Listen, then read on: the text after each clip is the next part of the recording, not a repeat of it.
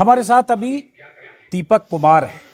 आपको क्या बोले, दीपक कुमार बोलो, मोहम्मद सिंह दीपक, सिंह सिंह बोलो, दीपक कुछ कश्यप। कुछ भी बोलो आप, कोई दिक्कत नहीं। वैसे मेरा दीपक कुमार नाम है।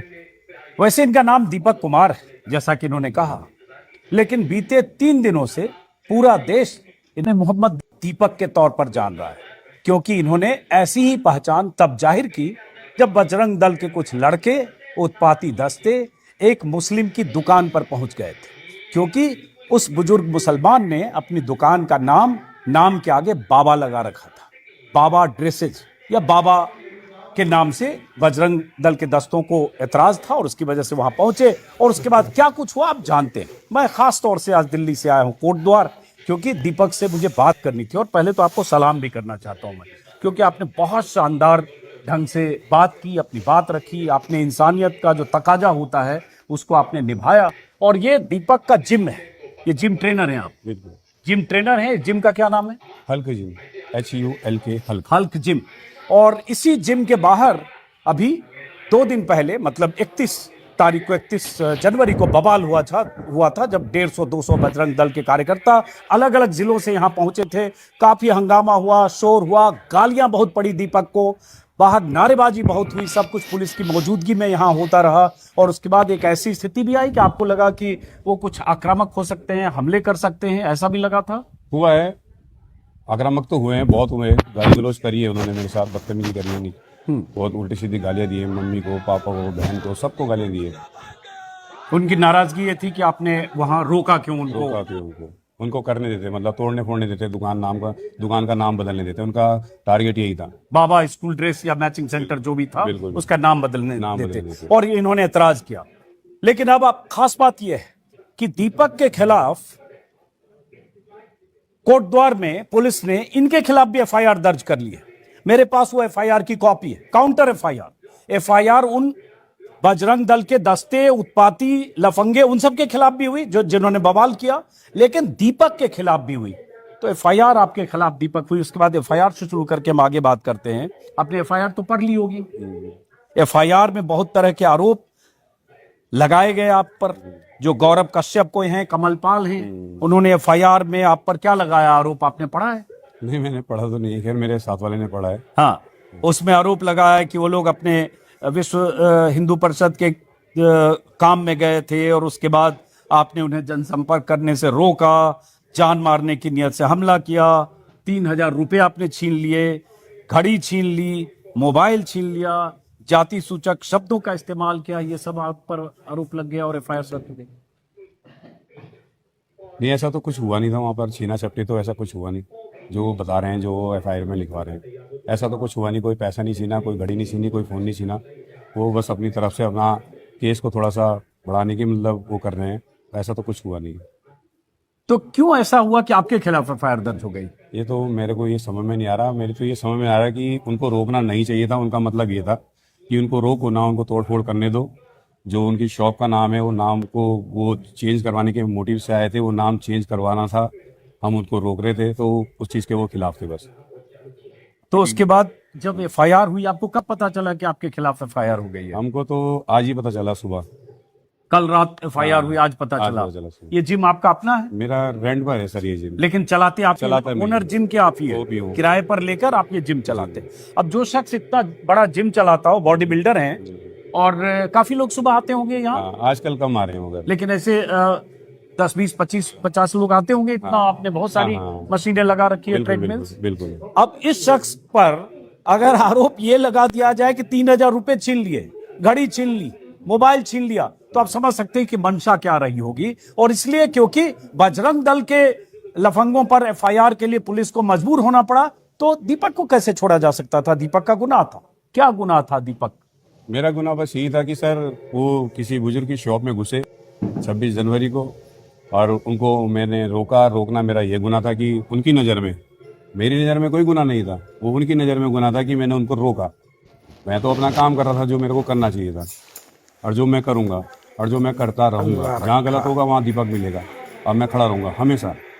तो सीधी सी बात ये है कि उनकी तरफ से ये गुनाह था कि कि इन्होंने रोका क्यों।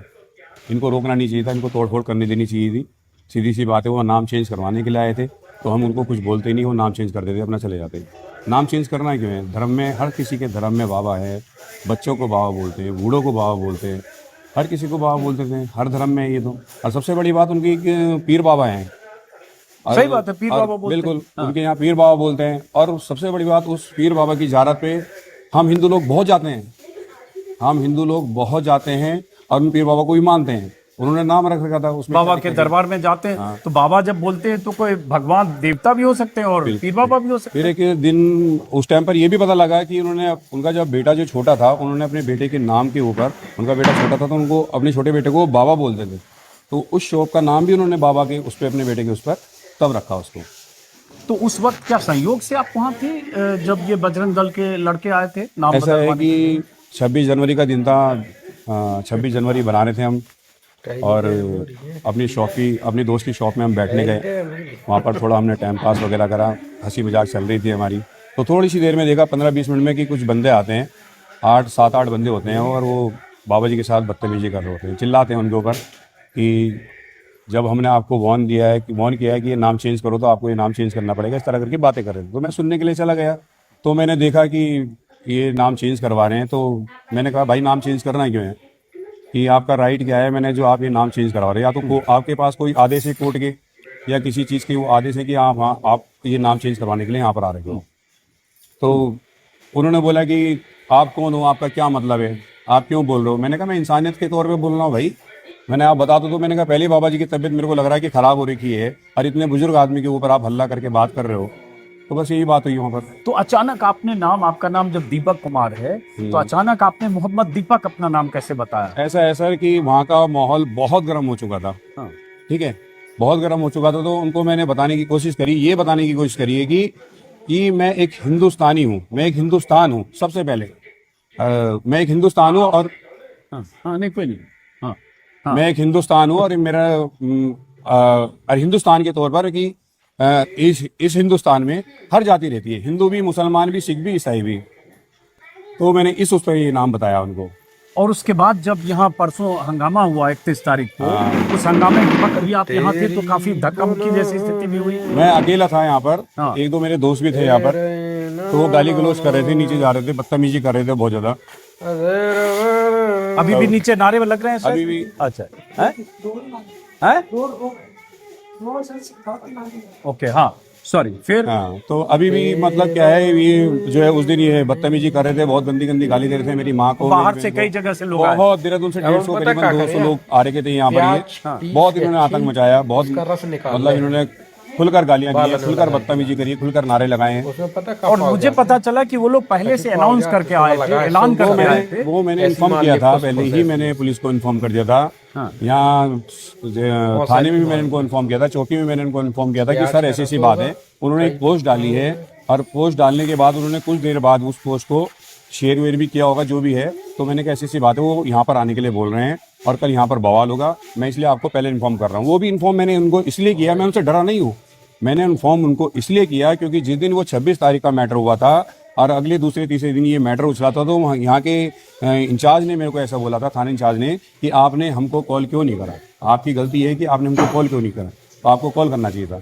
तब जाकर मैंने उनको पहले इन्फॉर्म, उन्होंने हमको बोला भी कि दीपक जी अदरवाइज कोई मैटर होता है दोबारा तो आप हमको इन्फॉर्म करेंगे। तो मैंने कहा ठीक है सर। अब वो मैटर हुआ तो मैंने उनको इन्फॉर्म करा, इन्फॉर्म करने के बाद भी वो उनको रोक नहीं पाए। उसमें तो मैं जो तस्वीर देख रहा हूँ दीपक कि ये लोग 1.5 किलोमीटर पहले जो कोई बैरियर है वहां तक हूटर वाली गाड़ियां आई हैं, बिल्कुल गाड़ियों में हूटर बज रहा, 3 गाड़ियां आई, गाड़ियों के नंबर और वीडियो मेरे पास है। उसके बाद वहां से वो लोग पैदल चले हैं, नारेबाजी करते हुए, गालियां देते हुए, दीपक को ललकारते हुए, कटुआ मुल्ला और न जाने क्या क्या कहते हुए, और पुलिस की आगे आगे गाड़ी भी चल रही थी, पुलिस वाले भी चल रहे थे। ऐसे लग रहा था जैसे पुलिस वालों के संरक्षण में या पुलिस वाले आगे चल रहे हैं और पुलिस वाले रास्ता दिखाते हुए ला रहे हैं। पुलिस ने रोकने की कोशिश नहीं की। वो वीडियो तस्वीर इस बात की गवाही देता है कि पुलिस चाहती तो उन्हें यहाँ से 1.5 किलोमीटर पहले रोका जा सकता था, लेकिन बाकायदा वो लोग यहाँ आए और उसके बाद यहाँ हंगामा हुआ। हाँ?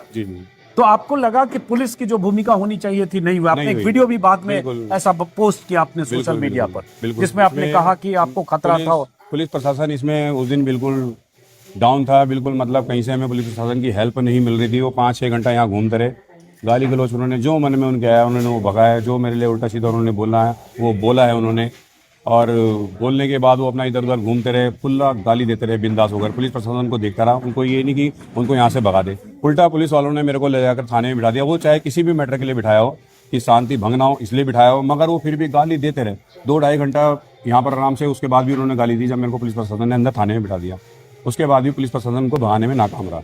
तो आपको पुलिस ने डिटेन किया थाने में या ऐसे शांति भंग हो इसलिए नहीं, ऐसे ही बिठा के रखा, डिटेन तो नहीं किया, ऐसे ही बिठा के रखा उन्होंने मेरे को कि दीपक जी हम नहीं चाहते कि कोर्ट द्वार की शांति भंग हो। यहाँ से ले गए पुलिस बिल्कुल, वाले? यहाँ से ले लेकिन गए। यहाँ जो लफंगे हंगामा और गाली गलौज कर रहे थे उनमें से किसी को नहीं पकड़ा? नहीं, उनमें से किसी को नहीं पकड़ा, किसी को कुछ नहीं बोला और अपना देखते रहे। कल भी ऐसा हुआ कि 2-3 बार थाने आपको बुलाया गया? कल भी बुलाया मेरे को 2-3 बार, थाने में बैठ के बात करी उन्होंने, जो भी है।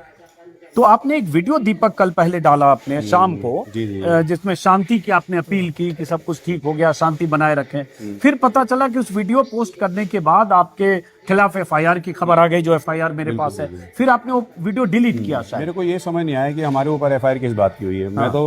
मैं खुद चाहता हूँ कि हमारे शहर का, हमारे देश का कि नाम खराब ना हो, माहौल खराब ना हो। जैसे इन लोगों ने माहौल खराब कर रखा है, इसके लिए आवाज़ उठानी चाहिए, इसको रोकना चाहिए, क्योंकि ये माहौल इतना बिगाड़ चुके हैं, इतना इन्होंने यहाँ की हिसाब किताब, इन्होंने इतनी कंडीशन खराब कर दी है। किन्होंने? ये बजरंग दल के लोगों ने। तो मैंने तो उसके लिए आवाज़ उठाई है, सीधी सी बात है। तो ये था बस। तो ये लगता नहीं कि बजरंग दल के लोग, लड़के, उत्पाती, गुंडे हर तरह के होते हैं, मवाली भी होते हैं, मारपीट भी करते हैं, हिंसा भी करते हैं, तोड़फोड़ भी करते हैं। तो उसमें आपका इतना बड़ा जिम है, ये 20 यहाँ मशीनें हैं, लाखों का इन्वेस्टमेंट है। बिल्कुल। ऐसा पता चला कि कभी 50 लफंगे आ गए, आपकी मशीनों को तोड़फोड़ कर दिया, कुछ भी कर सकते हैं, आपको नुकसान पहुंचा सकते हैं, आप पर हमला कर सकते हैं। इसका डर कहीं है कि नहीं आपको, या चिंता?